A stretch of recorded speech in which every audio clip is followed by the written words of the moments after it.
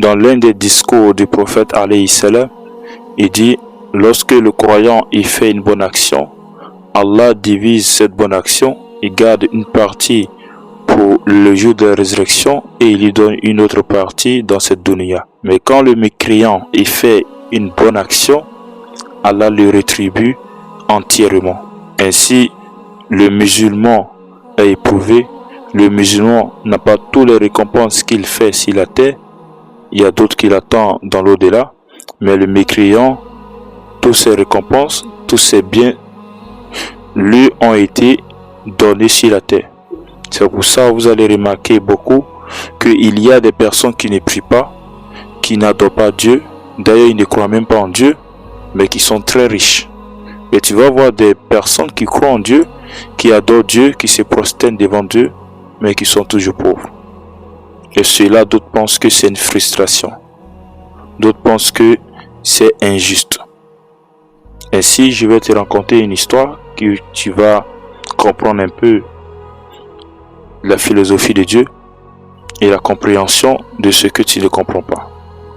En vérité, il y avait deux amis. L'un qui était mécréant et l'autre qui était un croyant, un adorateur de Dieu. Et le mécréant à chaque fois se moquait du croyant parce que le croyant il était pauvre et lui il était riche.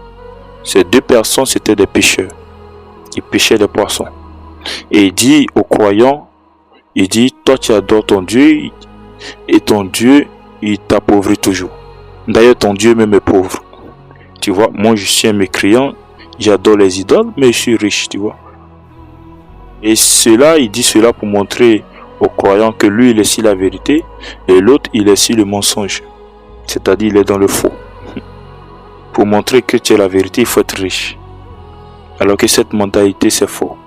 Ainsi le mécréant il se moque du croyant de l'adorateur, mais l'adorateur il était toujours patient.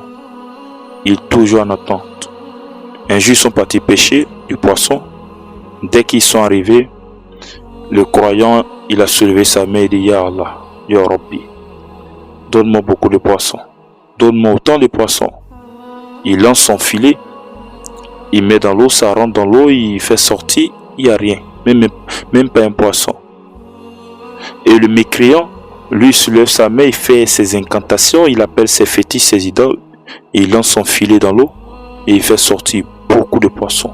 Et il s'adresse au croyant. Je t'ai dit, ton Dieu, il est pauvre. Ton Dieu, il est pauvre, il ne va rien te donner. D'ailleurs, même c'est un faux Dieu. Tu vois, en frustrant le croyant. Mais malgré cela, le croyant, il était conscient, il était insistant, il était patient. Et il continuait ainsi, mais il ne gagnait pas de poissons. Jusqu'à ce que la nuit est arrivée. Voici le mécréant, il a beaucoup de poissons, il s'est retourné à la maison. Et le croyant qui n'a même pas un poisson. Tu vois. Désespéré, il dit à Allah, Ya Allah, même si tu me donnes un seul poisson, il lance son filet, rien ne sort. Alors il rentre à la maison, sans poisson, et le mécréant rentre avec beaucoup de poissons. Et il dit au croyant, je t'ai dit, ton Dieu il est pauvre, c'est un faux Dieu. Tu vois. Ainsi, cette scène n'a pas plu aux anges. Les anges sont partis chez Allah, et on dit, Ya Allah, on n'a pas compris ce qui vient de se passer.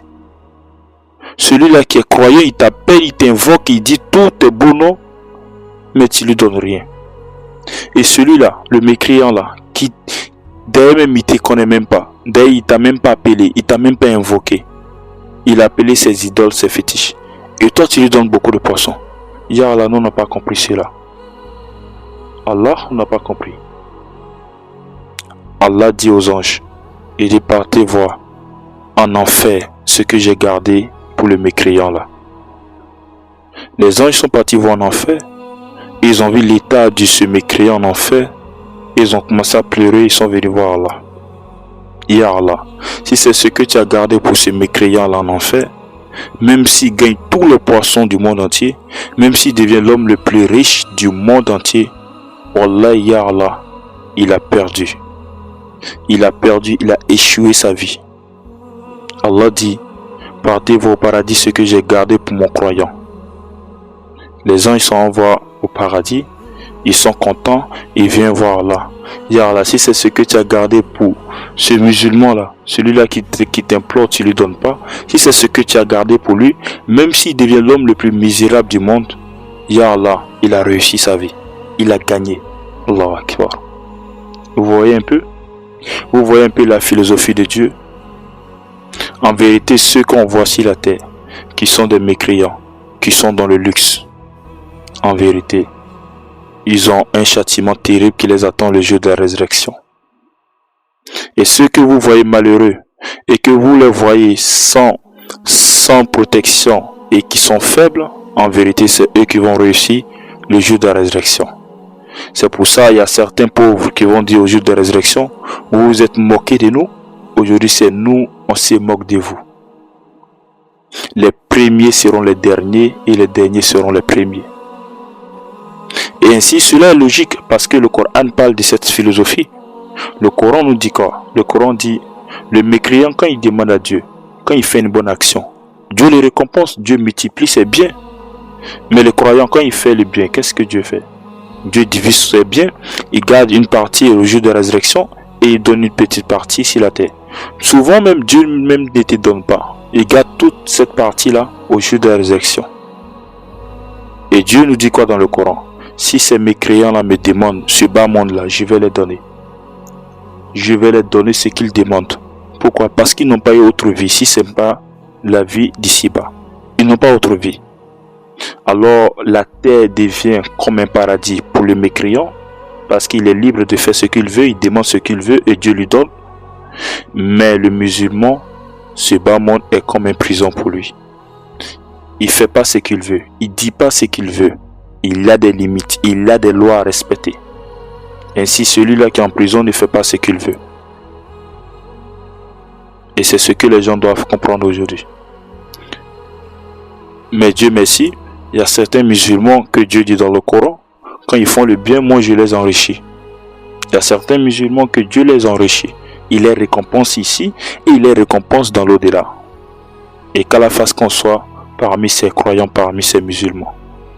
Ainsi, mon frère, ma soeur, ne te sens pas frustré, ne te sens pas blessé lorsque tu vois ces mécréants devenir riches, très riches, et que toi tu n'as rien. Et c'est ce que Dieu dit au prophète alayhi salam. Il dit, ne tourne pas ton visage vers ceux-là, que je les ai donné de l'argent, il les a donné des biens et des enfants. C'est juste une épreuve pour eux, et ils vont goûter cela le jour de la résurrection. Ils vont payer la facture. Ainsi, en islam, il y a deux types de personnes qu'on doit envier, qu'on doit essayer de les ressembler. Le musulman riche, c'est-à-dire un croyant qui est riche et qui fait le bien avec son argent, et un musulman qui a la science et qui a un bon comportement et qui pratique ce qu'il a appris. Ainsi, je vais m'arrêter ici.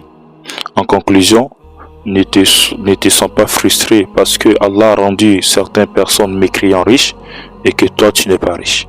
Sois patient et tu auras une récompense jamais interrompue.